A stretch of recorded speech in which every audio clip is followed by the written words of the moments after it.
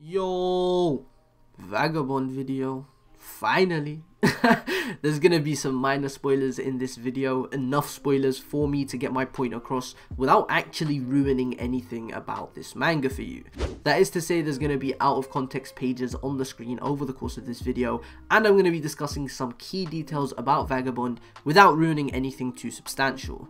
The point of this video is to recommend you guys to my absolute favorite manga, whilst also telling you guys why I love it so much. So if you haven't read Vagabond, this video is for you, and hopefully by the end of this video you're going to be rushing over to whatever manga reading site you use and start the manga.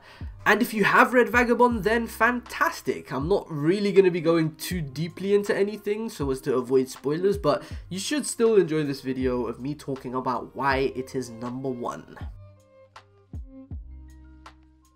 First things first, I want to address the two biggest hurdles when it comes to reading Vagabond. Firstly, the manga has been on an indefinite hiatus since May of 2015, nearly 7 years ago. It is a 327 chapter long series as it stands, and it has had quite an interesting serialization history. It has gone from weekly to taking short breaks, then bigger breaks, then going monthly before the final 57-week break between chapters 326 and 327.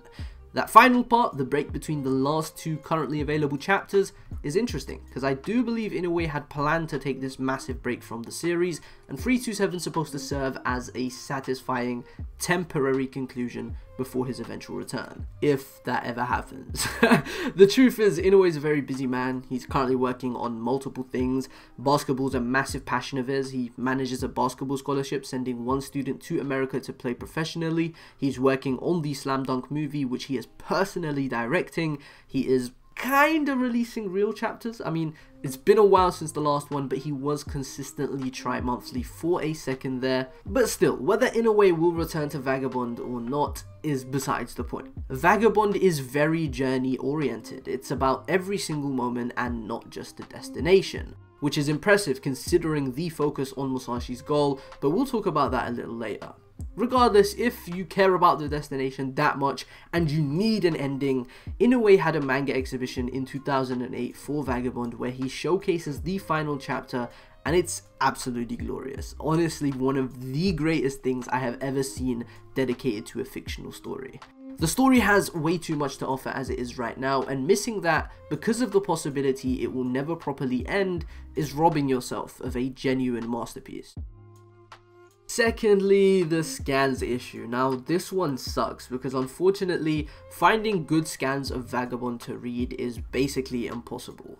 All the manga sources online, they have the same scans from the same scanlation team, and everything from volume 25 onwards has a lot of chapters. But thankfully, the first 215 chapters or 24 volumes, they're solid. They might have white lines in the middle of some spreads, and the quality might not be the best, but the translations are official, which is the biggest issue with the scans for volumes 25 to 37. If you're on Twitter, you've probably seen some funny tweets mocking Vagabond's dialogue for being overly vague, and that can be the case sometimes. Obviously nowhere near as exaggerated as them tweets because they just take it too far, it's Twitter, but yeah, Vagabond dialogue can be cryptic, ambiguous, and interpretive, but that's never been a problem for me, and that's only added to my love for the story, and I actually think it's very fitting, but that's a whole nother discussion for another day.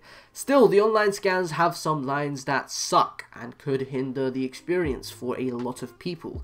That isn't the case in the official volumes, but they haven't been scanned and uploaded anywhere online, so unless you buy Visbig's 9 to 12 as well as volume 37, then you're stuck with these shitty scans. It's not that big of a deal, but it does take away from the experience. On top of the translation issue, the scans look kinda bad, and since these scans are taken from the magazine release, there are missing pages that were later added into the volumes. Some of these missing pages being among my absolute favorite in the entire story. So if you do end up loving the manga by the time you reach chapter 215 or volume 25, perhaps consider buying the volumes for the rest just to have the best experience possible with this story. Kinda sucks that this hurdle is a thing despite 80 million copies sold and this manga being as highly rated as it is, but it is what it is. Alright, now that we're done with all the boring stuff, let's talk about this story. Vagabond is the fictionalized account of the life of Miyamoto Musashi, the greatest samurai to ever live. More specifically though, Vagabond is an adaptation of a novel that is the fictionalized account of his life. So in a way, it's an adaptation of an adaptation. I know that sounds like a lot going on, but this story really is just Takehiko Inoue's in every way. There are a ton of differences between the manga, the novel, and the real history of Musashi, and the manga is brimming with Inoue's own philosophies and ideas. I also noticed that I cannot differentiate between manga and manga. I say both. Sometimes I say manga, sometimes I say manga, and right now I'm just freestyling. But let's move on to the next part of the script. The story is set in 17th century Japan, and this setting is essential to the story that is being told. Japan, or even just the world at large in the early 1600s, was culturally and morally very different to what it is today.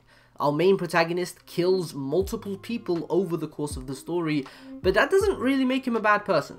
All of these killings take place in organized duels, battles where all parties involved risk their lives in an attempt to kill their opponent.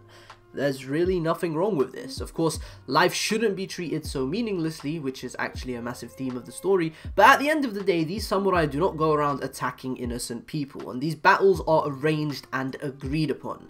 If you find yourself in conflict with one of these men, it's most likely because you put yourself in that situation. Musashi isn't an inherently bad person for all the killings he's done, and we can't attribute today's social norms to Japan in the early 1600s. Things have changed a lot, and it's essential to understand that when reading Vagabond. As I said earlier, Vagabond is the fictionalized account of the life of Miyamoto Musashi, and that tells you exactly what this manga is. Vagabond is Musashi. Musashi is Vagabond. The story is among the most character-driven I have ever seen. There isn't much focus placed on the structure of the plot at all, and the story is dictated by our protagonist. We follow every move he makes, every breath he takes, every single day, every time he prays. That was corny, but yeah, Vagabond is all about Musashi following his journey of physical and mental growth. He dreams of becoming invincible under the sun, or in other words, the strongest samurai to ever live, and we see him chase this goal over the course of the story. There are countless obstacles along the way in the form of antagonists or internal conflict, but we rarely see villains. Like I said earlier, these samurai are not inherently bad people. They come from a time with a very different moral compass, and killing one another in organized duel wasn't considered a bad thing at all. In fact, it was the exact opposite. Becoming invincible under the sun is a position of glory and honor. It is something you will receive praise for, not ridicule. Killings are justified in this story under the guise of honorable duels, discarding and taking one's life for no real reason other than proving you are capable of doing so. Taking all these lives obviously have a big mental toll on Musashi, and we see it slowly creep up on him as the story progresses, almost as if the ghosts of the people he has killed have come to haunt him. And I guess you could call this a critique of the culture at the time, which was obviously flawed, at least in my opinion, which is very important to make clear when it comes to this very philosophical story. As fucking raw as it is for these characters to devote their lives to the sword and pursue the position of number one, I do think it's insane and kind of disrespectful to the worth of life, but at the same time, people are free to live their lives as they wish. Vagabond is very interpretive, and one of my absolute favourite things about this story is that it forces you to think. Everybody's gonna come out of this reading experience with something different because of how human and personal this story is. And there's another thing I love about Vagabond. It truly feels like Inoue projected his own life and personal struggles into this story, which makes it all the more intimate when reading. The story matures as time goes on, much like our protagonist, and Inoue actually spoke about this in interviews, saying that he always tried to do everything himself with Vagabond in order to maintain a sort of stylistic purity. He's also said that he doesn't try to do story, he just draws things, and in the end it turns out to be something like a story. Which is hilarious to me because this is my favourite story ever. Maybe it's just Inoue not giving himself enough credit, but I prefer to think that he is just so fucking talented, yeah? He can whip up greatness without even really trying. And that isn't to say Inoue hasn't dedicated a lot of time and effort into this manga, which is evident just from looking at the illustrations.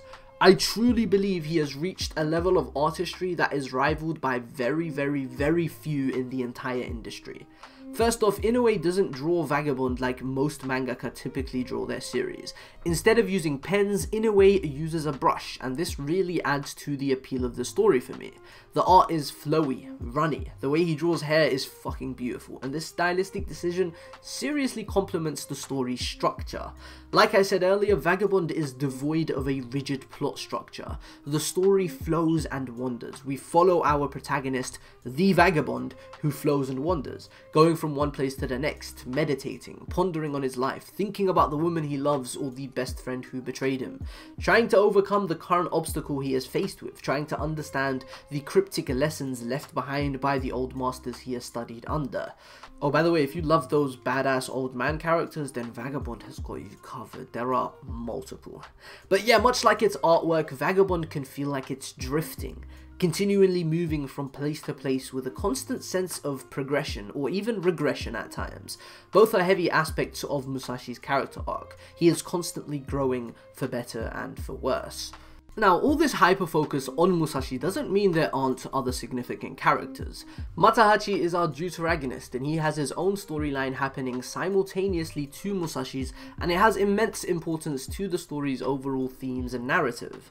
There are other very important characters who get a lot of focus individually, but I'm not going to say any more than that so as to avoid spoiling.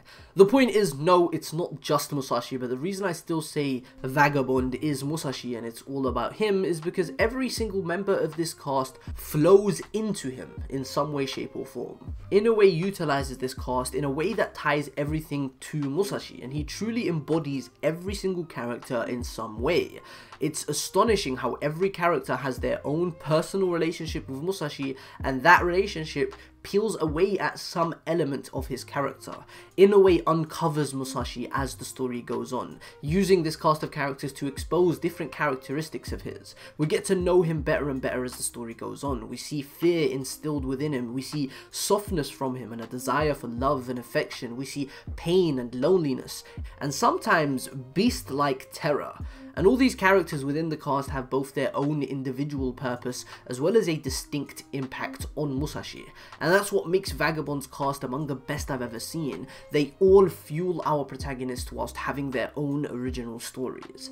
And lastly, I fucking love swordsmen. You probably know this if you're a fan of the channel. I mean, all the Zoro content, Berserk Goat, you know, and Musashi is quite literally the pinnacle of all swordsmen in the real world and in fiction.